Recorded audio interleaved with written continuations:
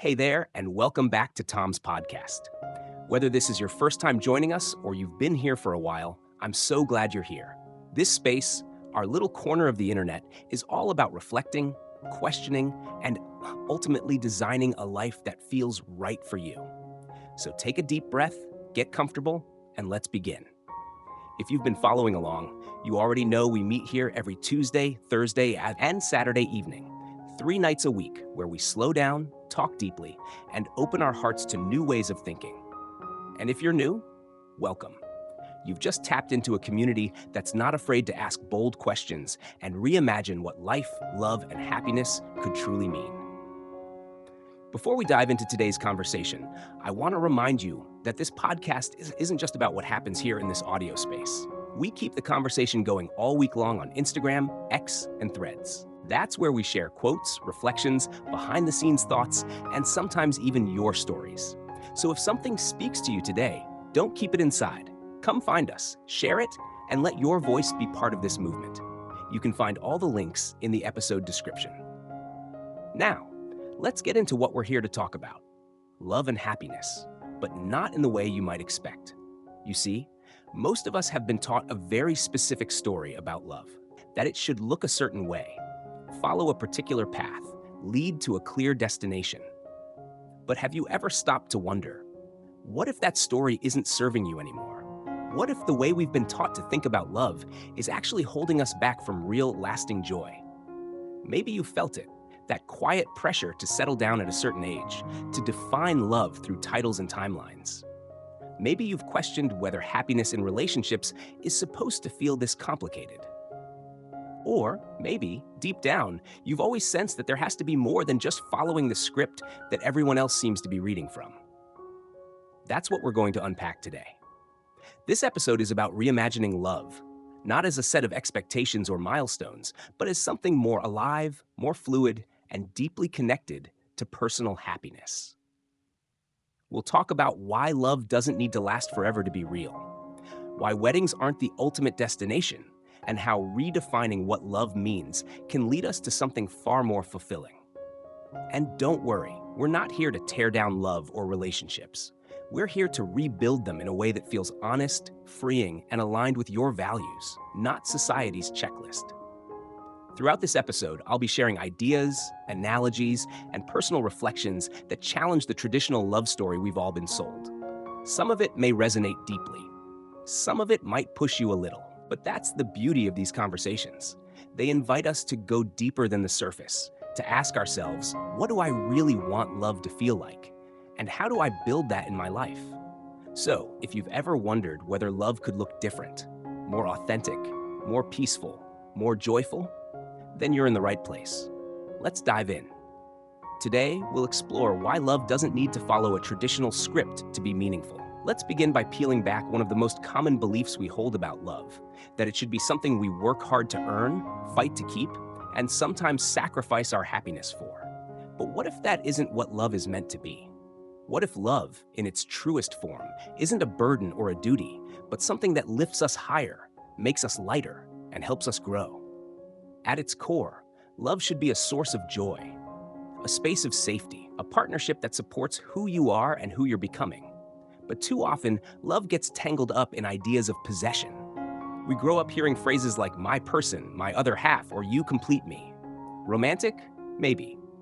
But underneath those sweet words is a mindset of ownership, a belief that when we love someone, we somehow own them or that we owe them something. Think about the way society paints the picture of successful love.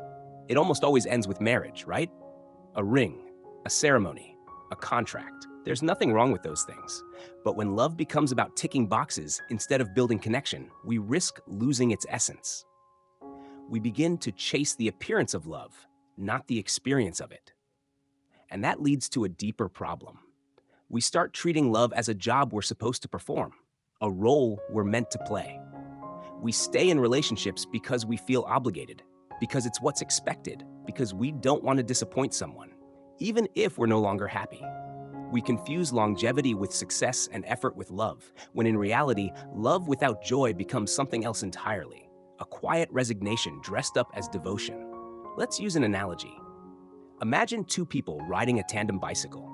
At its best, love is like this shared ride, two people pedaling in rhythm, adjusting together, supporting one another through uphill climbs and downhill coasts. Both riders are needed, both contribute, and both enjoy the journey, not just the destination. But what happens if only one person is pedaling while the other is dragging their feet? Or worse, pulling back? What if one wants to explore new paths while the other insists on taking the same old road over and over again? That's when love starts to feel more like labor, more like imbalance than intimacy. Real love should feel like teamwork, not like towing someone uphill alone. And here's the hard truth. Love without happiness isn't love, it's compliance, it's fear, it's routine. And while there can be moments of struggle in any relationship, struggle should never be the main ingredient. If it is, it's worth asking why we're holding on. Who are we staying for, ourselves or the story we've been taught to follow? There's an immense pressure, cultural, familial, even personal, to define love by how loyal we are, how long we've stayed, how much we've endured. But what if we measured love differently? Not by time, not by status, not by sacrifice, but by how it makes us feel daily. Not just in the highlight reels or anniversary posts, but in the quiet mornings, in the arguments, in the in-betweens. Ask yourself, are you in a relationship that adds to your happiness or one that feels like a duty? Let that question sit with you. Let it stir something real. Love isn't supposed to weigh you down. It's supposed to make you feel more alive, more seen, more whole. And if it doesn't, if it constantly demands that you shrink, settle, or suffer, it might not be love at all. It might just be the fear of being alone dressed up as commitment, or the longing for approval wrapped in the disguise of romance. So today, I want to challenge you to rethink the purpose of love. Let go of the idea that it should hurt, or that it should require losing parts of yourself to make it last. Instead, ask, is this helping me grow? Is this love helping me become more of who I am, not less? Because at the end of the day, love should be a co-created experience, one where both people feel empowered, valued, and free. Like riding that tandem bike, wind in your hair, laughing, pedaling forward, not because you have to, but because you want to, together. Let's talk about a myth that most of us have grown up believing. The myth of forever. The idea that true love only counts if it lasts a lifetime. It's a romantic image, isn't it? Growing old together, holding hands in rocking chairs. Love letters that span decades. We see it in movies, we read it in novels, we hear it in wedding vows, till death do us part. But here's the thing. What if that's not the only version of real love? What if a love that lasts 5 years or even 1 year is just as valid, just as meaningful, just as transformative? We've been taught that love's value lies in its longevity, that if it ends, it must have failed. But that belief overlooks something incredibly important: the experience itself. How it made you feel, how it helped you grow, how it changed you. Love isn't a race toward endurance. It's not a contest of who can stay together the longest. It's a connection, a season, sometimes even a chapter that was meant to shape your story and then gently let go. Think about all the things in life that don't last forever but still hold incredible beauty. A sunset, a perfect song, a deep conversation at 2 a.m. Their value isn't diminished by their shortness. In fact, part of what makes them so special is that they end. And because they end, we savor them more. Now imagine if we looked at love that way, as something with a natural rhythm. Some relationships are meant to last decades, and that's beautiful. But others might only span a few years, or even months, and that doesn't make them any less real. In fact, sometimes a short love can leave the deepest imprint on our hearts. Let's use an analogy here. Think of a relationship like a car. When it's running well, it takes you places. It adds ease to your journey. It brings joy. But like any car, it needs maintenance, care, attention, alignment. And sometimes, despite all the effort, the car breaks down beyond repair. Maybe the engine fails, or the wheels come off, or the road just changes and it no longer fits your life. Now, if you had a car that kept breaking down no matter how many times you fixed it, would you keep driving it forever just because you started the journey with it? Or would you eventually make the difficult but healthy decision to move on, to find something that runs better, that fits where you're going now? The same goes for love. Just because something started beautifully doesn't mean it's meant to last forever. And ending a relationship doesn't mean you failed. It means you've recognized that the journey has changed. And that's okay. But here's the catch. We often mourn the end of love more than we celebrate its presence. We focus on the breakup, not the joy that came before it. We ask, why didn't it last? Instead of, what did it give me while it was here? What if we flipped that? What if we treated relationships like gifts, precious, purposeful, and sometimes temporary? There's a quiet kind of wisdom in accepting the expiration date of a relationship. Not in a cold or detached way, but in a way that honors what was real. Just like we say goodbye to seasons, to chapters, to parts of ourselves, we can say goodbye to love when it no longer fits the life we're living. This isn't about giving up easily. It's about letting go when love no longer nourishes both people involved. It's about recognizing that forever is not the only measure of success. Some loves are meant to be teachers, not teammates. Some are mirrors, not partners. Some are meant to show you who you are, and then step aside so you can grow further. So let me ask you, are you holding on to a relationship simply because you promised forever? Or are you choosing to stay because the love still brings light, joy, and growth into your life? That's the question we often avoid. We stay because we're scared of being alone, because we don't want to hurt someone, because the idea of starting over feels overwhelming. But deep down, we know forever is not the point. Love that adds to your life is. Let's begin to reframe what success looks like in love. Maybe success isn't staying together forever. Maybe it's staying together as long as you both feel fully alive in the relationship. Maybe it's leaving when love turns into routine or when silence becomes louder than words. Maybe success is knowing when to honor the end, not just the beginning. So here's the invitation. Instead of clinging to forever, let's cherish the now. Let's soak in the laughter, the late-night talks, the small gestures. Let's allow love to be present without needing it to be permanent. And when the time comes to let it go, let's do it with gratitude, not guilt. Because love that ends isn't a failure, it's a chapter. And chapters, like all things in life, are meant to be read, felt, learned from, and then turned. If love isn't about forever, then the real question becomes, how do we make the most of it while it lasts? And that is what we'll explore next. Let's talk about one of the most celebrated and sometimes most stressful symbols of love, the wedding. For generations, weddings have been seen as the ultimate expression of commitment, the crown jewel of romance, the day that seals your love story with a kiss, a ring, and 100 carefully arranged centerpieces. But beneath the surface of all that glitter, tool, and tradition, there's something we need to examine more closely. Is our obsession with weddings actually helping us build stronger relationships? Or is it distracting us from what love really means? From a young age, many of us are conditioned to see the wedding as the finish line, the fairy tale ending, the goal. It's everywhere, in movies, in stories, in social media feeds, filled with slow-motion bouquet tosses and picture-perfect first dances. We're taught to dream about the big day, the dress, the guest list, the vows. But how often do we stop and think about the life we're building with someone once the party is over? The truth is, weddings have become a performance, one often curated for others more than ourselves. We invite distant relatives, choose venues we can't afford, and spend months agonizing over details that will be forgotten in a matter of hours. And why? Because we want to prove something. We want to show the world that our love is real, serious, and worth celebrating.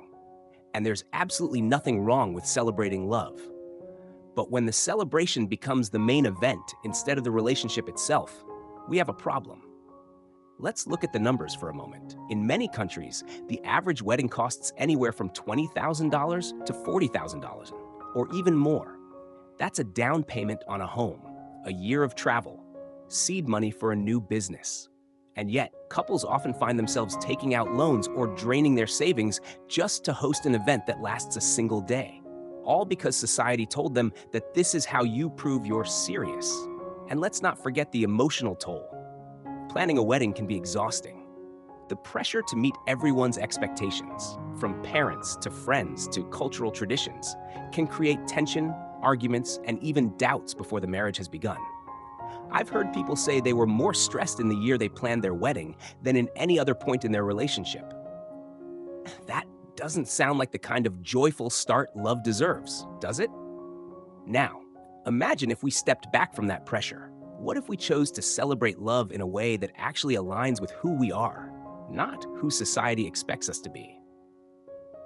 What if, instead of throwing a massive wedding, you and your partner took that same money and spent a month traveling to places you've always dreamed of? Or bought a cozy little home filled with sunlight and peace? Or maybe you just had a quiet dinner with your closest friends, celebrating your commitment without the weight of a production. There are so many beautiful alternatives: living together and building memories, hosting a private ceremony on a beach, exchanging vows in your backyard, or even skipping the formalities altogether and just living your love day by day, intentionally and fully. Because here's the truth: a wedding is not proof of love. A party doesn't make your relationship more valid. Love is in the everyday acts, the way you speak to each other when you're tired, the small gestures of care, the decisions you make together when life gets messy. And none of that requires matching napkins or a 12-tier cake. And then, there's the silent pressure that comes after the wedding. That once you've said "I do," you've now signed up for forever. And if it doesn't work out, you've somehow failed. That pressure can make people stay in unhealthy relationships far longer than they should, simply because the wedding was so big, so public, so symbolic, that undoing it feels shameful. But what if we stopped thinking of the wedding as a contract and started seeing love as a continuous choice? A series of daily recommitments that don't need a stage or an audience, just two people who want to grow together. So here's a question I want you to really sit with. What if you could celebrate love without the stress of a big wedding? What would that look like for you? What kind of love would you build if you weren't trying to meet anyone's expectations but your own? It's not about rejecting weddings entirely. If a wedding feels meaningful to you, go for it. But do it because it reflects your values, not because it's what you're supposed to do. Do it because it's a celebration that brings joy, not anxiety. Because at the end of the day, the size of the wedding doesn't define the strength of the love. Love is not a performance. It's a practice. And real celebration comes not from how many people witness your love, but from how honestly, joyfully, and intentionally you live it. Every single day, together. Let's take a moment to talk about something many of us feel but rarely say out loud: the fear of disappointing others by living life on our own terms. Maybe you felt it too. That quiet pressure from family, culture, or society to follow a path that doesn't quite fit who you are, to get married by a certain age, to settle down because that's what adults do, to stay in a relationship that looks good on paper, even when it doesn't feel good in your heart. It's subtle at first. Maybe it's a comment from an aunt at a family gathering. When are you finally going to settle down? Or a concerned look from your parents when you tell them you're not sure if marriage is something you even want. Maybe it's the envy you feel scrolling through engagement photos on social media, even when you know deep down those milestones aren't your version of success. It can feel like you're the only one swimming upstream, while everyone else seems to be floating along just fine. But here's the truth that so many people forget to say. There is no one-size-fits-all formula for happiness. And the moment we start making life decisions to satisfy other people's expectations is the moment we begin to lose touch with our own truth. We often forget that those societal norms, the ones that tell us what love is supposed to look like, or what a successful relationship should be, were invented by people. And just like they were created, they can be reimagined. Because what's considered normal or ideal in one culture or generation might be completely different in another. So why do we hold ourselves hostage to standards that weren't even designed with our individual joy in mind? There's a kind of quiet rebellion in choosing to live for yourself. It's not loud. It's not aggressive. It's honest. It's when you say, "I'd rather be single and happy than partnered and unfulfilled." Or, "I'd rather wait for a love that feels right than force myself into something that looks right." It's when you realize that the goal is not to impress others. It's to feel at peace when you're alone with your thoughts. And let's talk about family for a second. One of the biggest sources of internal conflict for many people is the fear of disappointing the people who raised them. But I want to offer you a gentle reminder. Parents who truly love you want you to be happy, not performative, not boxed in, not silently struggling just to meet an outdated expectation. They may not always understand your choices right away, but real love is rooted in your well-being, not your compliance. And sometimes it just takes time and honest conversations for them to see the full picture. We have to stop measuring the success of our relationships by the number of years they last or the milestones they hit. Longevity doesn't always equal quality. A short, deeply fulfilling relationship can be far more meaningful than a long, empty one. So instead of asking, did it last? Let's start asking, did it bring joy? Did it help me grow? Did it align with my truth? Redefining success in love means letting go of the highlight reel and tuning in to the quiet, everyday moments. It's in how you feel waking up next to someone. It's in how freely you can be yourself. It's in the laughter, the safety, the mutual respect. That's the real stuff, and you won't find it in a checklist. So if you're feeling the weight of other people's expectations, take a breath and ask yourself, what do I want? What does success in love mean to me? Because at the end of the day, you're the one who has to live your life. Not your parents, not your friends, not your culture, not your social media followers. You. So, how do we start living for our own happiness? That's the question we'll explore next. Let's bring it back to something simple but powerful. How do we actually build healthier love? Not just in theory, not just as a lofty idea, but in practice, day by day, choice by choice. Because love isn't a one-time decision. It's something we nurture, something we tend to. And just like anything worth having, it needs attention, intention, and effort to thrive. So here's the first step: open communication. It sounds basic, right? But it's one of the things that often slips through the cracks in long-term relationships. We assume, we guess, we hold back. But the truth is, your partner can't read your mind, and you shouldn't expect them to. Being honest about your feelings, your needs, and even your fears is not a weakness. It's a form of intimacy. It's how trust is built. Try asking, how are we really doing? Or even simpler, how are you doing? Not in a rushed, distracted way, but with genuine presence. Another essential step: protect your individual happiness. Yes, relationships are about togetherness, but not at the cost of your own identity. You still need space to grow as a person, to follow your interests, to pursue your goals. It's a misconception that love means giving everything up for the other person. The healthiest relationships are built by two whole people who support each other's evolution, not two halves trying to complete one another. And that brings us to mutual growth. Think of your relationship like a garden. If only one person is watering it, pulling weeds, and tending to the soil, it won't thrive. Both people have to be invested, not just in staying together, but in helping each other become the best versions of themselves. That means encouraging each other to dream bigger, to face challenges, to become more resilient and self-aware. Love isn't just about feeling good, it's about growing better together. But we also have to remember that love isn't static. It changes. People change, circumstances change. That's why it's so important to treat love as a dynamic process, not a fixed state.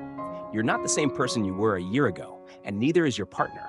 That's not a bad thing, but it does mean we have to adapt, to listen again, to learn again, to choose love over and over again, even when it's hard, even when it's uncomfortable, even when life throws curveballs. One practical tool you can use is the concept of a relationship check-in. This can be weekly, monthly, whatever works for you. It's a moment to pause and ask, how are we feeling? What's working well? What needs more care? These little check-ins can prevent resentment from building, and they create space for reflection and reconnection. And none of this has to be overwhelming. Sometimes it's the smallest changes that make the biggest difference. A compliment, a moment of silence, a shared walk, a simple thank you. A conscious decision to put your phone down and really be with each other. Love lives in the details, in the rituals, in the consistent effort. So here's a question to take with you. What's one small change you can make today to nurture